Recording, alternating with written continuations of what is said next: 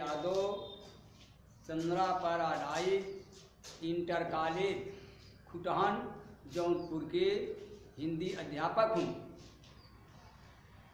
मैं अपने बच्चों तथा बच्चियों को शुभ आशीर्वाद देते हुए उनके परिवार वालों को तहे दिल से स्वागत करता हूँ।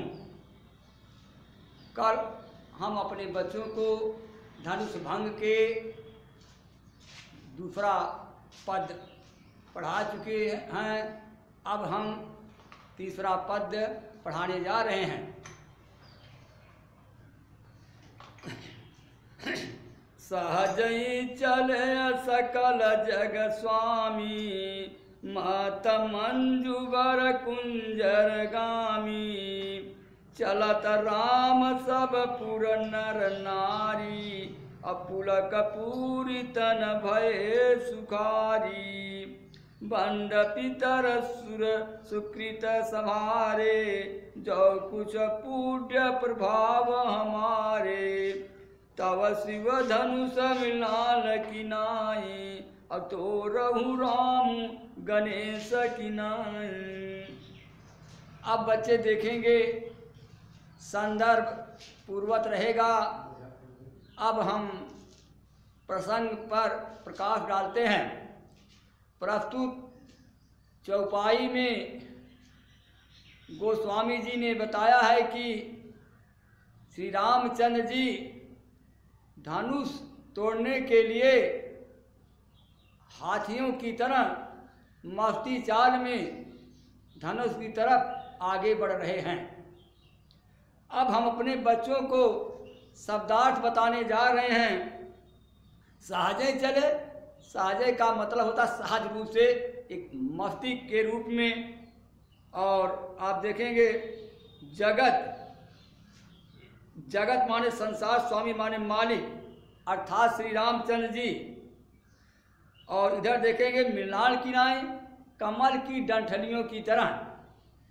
जैसे कोई कमल की डंठली को आसानी से तोड़ देता है, उसी प्रकार से श्री रामचंद्र जी उस धनुष को ये कमल की डंठली की तरह तोड़ डाले। अब हम देख रहे हैं, अब हम इस व्याख्या पर चल रहे हैं कि सहजई चले सकल जग स्वामी, मंजू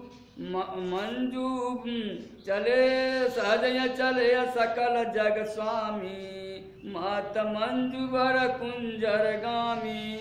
श्री रामचंद्र जी अपने गुरु विश्वामित्र से आज्ञा मानकर और उनका प्रणाम करके और मुनियों का आदेश ले करके धनुष की तरफ मस्ती चाल में आगे बढ़ रहे हैं। चलत राम सब पुर नर नारी, अपुलक पूरी तब भय सुखारी। जब श्री रामचंद्र जी हाथी की तरह मस्ती चाल में धनुष की तरफ बढ़ते हैं, इस दृश्य को देख करके जनकपुर के स्त्री और पुरुष सब लोग बहुत पुलकायमान हो जाते हैं और बहुत हर्षित हो जाते हैं कि अब धनुष टूट जाएगा और सीता जी का विवाह हो जाएगा। और बंद पितर सुर सुकृत सभारे, जो कुछ पुण्य प्रभाव हमारे। और बच्चों यहाँ देखें कि जनकपुर के जितने स्त्री और पुरुष हैं, सब लोग जब श्री रामचंद्र जी धनुष की तरफ बढ़ते हैं, उस समय अपने देवताओं और पितरों की स्तुति करते हैं और कहते हैं कि जो कुछ पुण्य प्रताप हमारा बचा हो वह श्री रामचंद्र जी में समा जाए और श्री रामचंद्र जी उस शंकर जी के धनुष को कमल के डंठली की तरह आसानी के साथ तोड़ दें। अब हम अपने बच्चों को ये व्याख्या बता चुके हैं। अब हम बताने जा रहे हैं बच्चों को एक काव्य सौंदर्य। काव्य सौंदर्य में आप देखेंगे बच्चों, भाषा अवधि है। इस धनुष भंग में जो चौपाई लिखी गई है, इसमें गोस्वामी जी की भाषा अवधि है। शैली इनकी प्रबंध और विचारात्मक है। और गुण बच्चों माधुर गुण है। कौन गुण है? माधुर्य। और आप देखेंगे रस में श्रृंगार रस देखेंगे।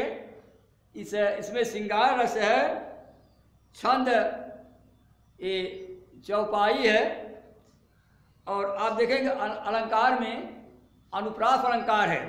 अब कहाँ पर अनुप्रास अलंकार है कि मत मंज पुलक पूर्व सुर सुकृत सभारे आदि में जो है अनुप्रास अलंकार है।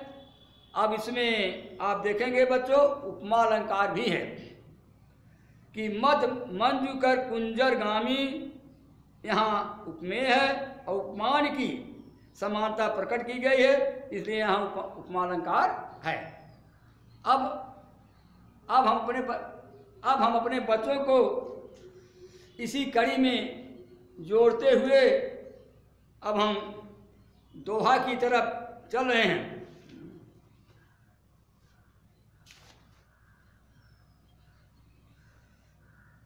राम ही प्रेम समेत लखी, राम ही प्रेम समेत लखी, सखिन समीप बुलाए, सीता मातु स्नेह बस बचन कहीं दिल खाए।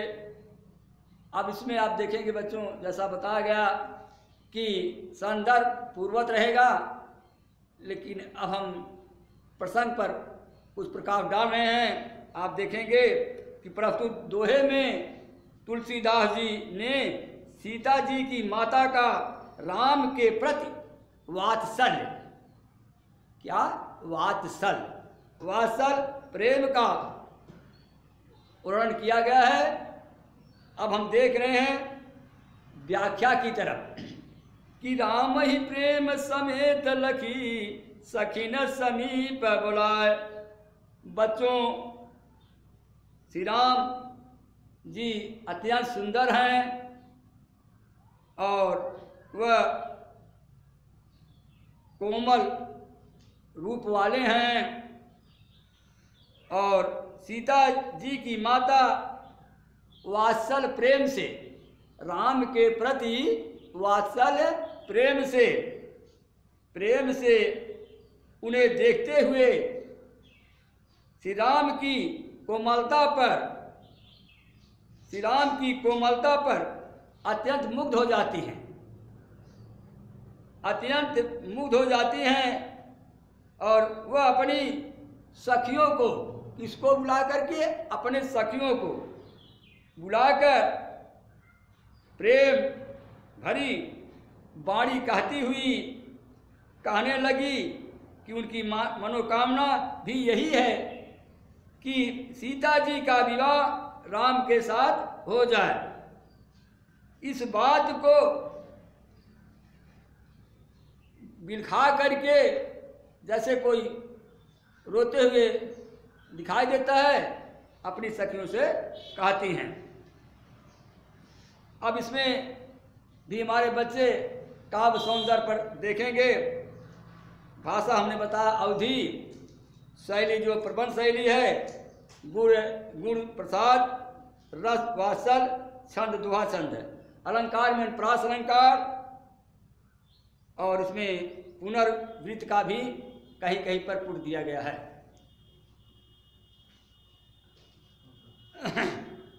आगे कि अब हम पांचवें पद्यांश पर प्रकाश डाल रहे हैं कि सखी सब कौतुक देख निहारे, सखी सब कौतुक देख निहारे, अजई कहावत हितु हमारे, कौन बुझाई कह गुरु पाही, यह बालक ऐसी हठ भली नाही।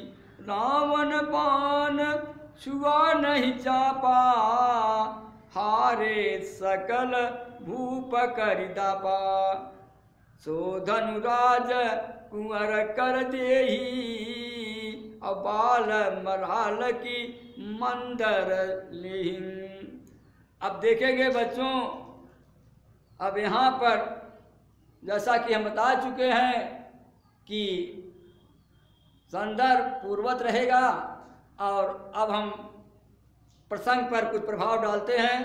आप देखेंगे कि प्रस्तुत पद्यांश में सीता जी की माता राम के प्रति चिंता को प्रकट कर रही हैं, और श्री राम की कोमलता को देख करके वो बहुत दुखी हो रही हैं, और ये भी कह रही हैं, कोई यह भी नहीं कहता है कि ये बच्चा बहुत कोमल है या धनुष तोड़ने योग्य नहीं है। इस प्रकार से प्रसंग हो गया। अब हम अपने बच्चों को व्याख्या पर प्रकाश डालेंगे, और बच्चे हमारे ध्यान पूर्वक देखेंगे उसको। कि सखी सब कौतुक देख निहारे, अजऊ कहावत ही तू हमारे। को न बुझाई कहे गुरु पाही, ये बालक असिहठ भली नाही। बच्चों, सीता जी की माता अपनी सखियों से कहती हैं कि हे सखी, जो लोग हमारे हितैषी कहे जाते हैं वे सभी तमाशा देखते हैं। जो हमारे लोग हितैषी कहलाते हैं वो सब तमाशा देखते हैं, तमाशा देखने के लिए आए हैं। क्या इनमें से कोई भी राम के गुरु विश्वामित्र के पास समझाने के लिए नहीं जाता है कि राम अभी बालक हैं, इस धनुष को तोड़ने के लिए हट करना उनका अच्छा नहीं है, हट करना उनका अच्छा नहीं है, क्योंकि ये बालक हैं। इस धनुष को बड़े बड़े योद्धा हिला तक नहीं सके। जैसा कहा है कि रावण बाण छुआ नहीं चापा, हारे सकल भूप करि दापा। जैसा गोस्वामी ने कहा कि रावण बाण छुआ नहीं चापा, ऐसे महान रथी रावण उस धनुष को छू नहीं सका, पकड़ नहीं सका, तोड़ना तो बहुत दूर की बात है। अब हारे सकल भूप करि दापा, और बड़े बड़े संपूर्ण देश के जो राजा आए हैं, बड़े बड़े महारथी, बड़े बड़े वीर जो है, सब हार मान करके बैठ गए हैं। असो धनुराज कुंवर कर देही, अब बाल मराल की मंदर लेही। कहा कि वे धनुष, सो धनुष राजकुंवर कर देही। कहा कि वह धनुष राजकुंवर अर्थात श्री रामचंद्र के लिए बताया गया है कि बाल मराल की मंदर देही, बाल मराल की मंदर देही। जैसा कहा गया है कि सो धनु राज कुंवर कर देही, अब बाल मराल की मंदर देही। वह धनुष श्री रामचंद्र जी के लिए उसी प्रकार से है जैसे कि राजकुमार के हाथों में कोई, राजकुमार के हाथों से कोई मंदराचल उखाड़ने को कह दे, सो धनु राजकुंवर कर देही, अब बाल मराल की मंदर देही। सो धन, सो मान वह, धन मान धनुष, राजकुंवर अर्थात श्री रामचंद्र जी के लिए बाल मराल की मंदर देही। बाल माने बाल माने बच्चा होता है, और मराल, मराल कहते हैं हंस। तुम मंदर देही, मंदर पर्वत, जैसे बच्चों के लिए पर्वत, बच्चों के लिए पर्वत उठाना हो, उसी प्रकार से श्री रामचंद्र के लिए वह धनुष होगा।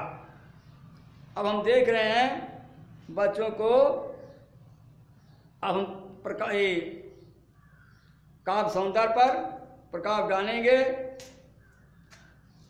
अब इसमें भाषा अवधि, शैली प्रबंध, गुण प्रसाद गुण, रस वात्सल है, छंद चौपाई है, अलंकार अनुप्रास है और दृष्टांत भी इसमें दिया गया है।